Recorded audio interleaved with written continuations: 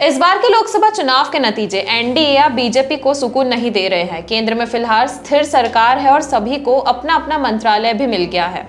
मोदी सरकार के लिए हालांकि आगे चुनौतियां आने वाली है। अगले कुछ दिन गवर्नेंस से लेकर राजनीति तक कई उठापटक और बड़ी गतिविधियां देखी जा सकती है। हमारी आज की रिपोर्ट भी इसी विषय पर है। आइए समझते हैं बीजेपी और मोदी सरकार के सामने आने वाली चुनौतियों के बारे में। नमस्कार, मैं यशस्वी जोशी स्वागत करती हूं आपका यूबी ई मीडिया की पेशकश सियासत नगरी में, जहां हम आपके लिए लेकर आते हैं सियासत के गलियारों से वो खबरें जिनसे आप अनजान हैं। आम चुनाव समाप्त हो गए और नरेंद्र मोदी की अगुवाई में एनडीए ने अपना तीसरा टर्म संभाल लिया है।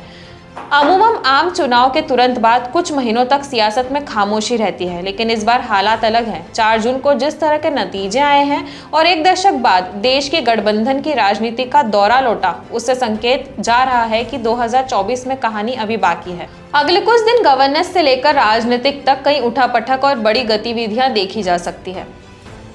यानी कुछ दिनों में कुछ ऐसी घटनाएं सामने आने वाली है जिनका देश की राजनीति पर गहरा असर पड़ सकता है। अब समझते हैं मोदी सरकार के लिए पहली चुनौती क्या होगी। नरेंद्र मोदी की अगुवाई में नई सरकार के सामने अभी सबसे बड़ी चुनौती ये सामने आई है कि वह इस बात को दिखाए कि गठबंधन में आने के बाद भी उनका एक बाल भी कम नहीं हुआ है। इसका पहला बड़ा प्रमाण तुरंत 23 जुलाई को दिखेगा, जब तीसरे टर्म का पहला पूर्णकालिक बजट पेश होगा। बजट पेश होने से पहले सहयोगी चंद्रबाबू नायडू आंध्र प्रदेश के लिए बड़े वित्तीय पैकेज का दबाव डाल रहे हैं। अगर केंद्र सरकार उन्हें पैकेज देती है तो दूसरे राज्यों की ओर से भी दबाव बढ़ेगा। साथ ही सरकार बजट में रिफॉर्म की ओर अपना रास्ता बरकरार रखती है या पॉपुलिस्ट एजेंडा अपनाने का लोभ दिखाती है। यह भी देश की दिशा को तय कर सकता है। चुनाव से पहले नरेंद्र मोदी ने लगातार कहा था कि तीसरा टर्म बड़े फैसलों का होगा। ऐसे में बड़े फैसले का रास्ता बजट या संसद सत्र से जा सकता है।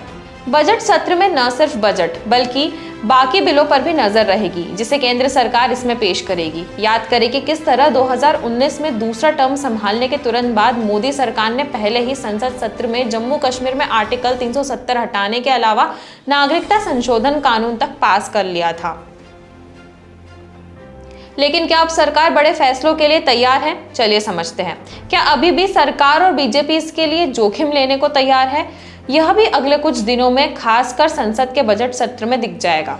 वही संसद के पहले सत्र में ही विपक्षी दलों ने साफ संकेत दे दिया है कि अब वे झुकने वाले नहीं हैं और सरकार से टकराव के लिए पूरी तरह तैयार है। ऐसे में आक्रामक हो चुके विपक्ष से सरकार किस तरह निपटती है, वह भी आगे की दिशा तय करेगा। इसके अलावा सरकार को अगले कुछ दिनों में जनगणना पर भी फैसला लेना है। 2021 में जनगणना के आंकड़े जारी नहीं किए गए थे। केंद्र सरकार ने संकेत दिया था कि अक्टूबर में इसकी अधिसूचना जारी हो सकती है, लेकिन इसमें जाति जनगणना जोड़ने का दबाव विपक्ष का पहले से ही है। इस पर अब ऐसी सहयोगी के रूप में जेडीयू और टीडीपी ऐसी पार्टियां हैं जो पहले से जातिगत जनगणना के पक्षधर रही है। नीतीश कुमार ने तो बिहार में राज्य स्तर पर जाति जनगणना करवा चुके हैं। ऐसे विपक्षी दबाव को नजरअंदाज करना अब उतना आसान नहीं होगा। गवर्नेंस के अलावा 2024 में राजनीतिक पिच पर भी घमासान होने की पूरी स्क्रिप्ट तैयार है। अगले कुछ दिनों में महाराष्ट्र, हरियाणा, झारखंड और जम्मू कश्मीर में होने वाले विधानसभा चुनाव अब बेहद अहम हो गए हैं। जानकारों का मानना है कि केंद्र सरकार और बीजेपी के इकबाल के लिए ये चुनाव इस बार मेक या ब्रेक मूवमेंट होगा। अगर बीजेपी इन चुनावों में बेहतर प्रदर्शन करती है तो वह फिर अपनी हल्की पड़ी चमक को न सिर्फ वापस ला पाएगी, बल्कि ऐसे दल जो अभी तटस्थ रुख दिखाने की कोशिश कर रहे हैं उनको फिर अपनी ओर आकर्षित करेगी। दूसरे दलों के नेताओं की बीजेपी से निकटता फिर से देखने को मिल सकती है, जो उसे मजबूती प्रदान करेगी। साथ ही राज्यों पर उसका नियंत्रण बना रहेगा, जिससे बड़े फैसलों के लिए राजनीतिक जनादेश का सपोर्ट भी रहेगा। लेकिन इसका उलट हुआ तो फिर बीजेपी और केंद्र सरकार के लिए आगे की राह बेहद कठिन हो जाएगी। यहाँ से सहयोगी के दबाव का भी असल रूप सामने आ सकता है। इतना ही नहीं, प्रतिकूल परिणाम बीजेपी की आंतरिक संरचना को प्रभावित कर सकते हैं और गुटबाजी सामने आ सकती है। यही कारण है कि बीजेपी इस चुनाव को करो या मरो के तर्ज पर ले रही है। महाराष्ट्र में मजबूत विपक्ष से निपटने के लिए एकनाथ शिंदे की अगुवाई वाले एनडीए सरकार ने मध्य प्रदेश की लाडली योजना को लॉन्च किया, जिसमें सरकार महिलाओं को 1500 रुपए की सहायता हर महीने देती है। इसे आनन फानन में तत्काल प्रभाव से लागू किया गया। उसी तरह हरियाणा और झारखंड में भी बीजेपी अपना सब कुछ झोंक चुकी है, लेकिन पार्टी को पता नहीं है कि चुनाव आसान नहीं है।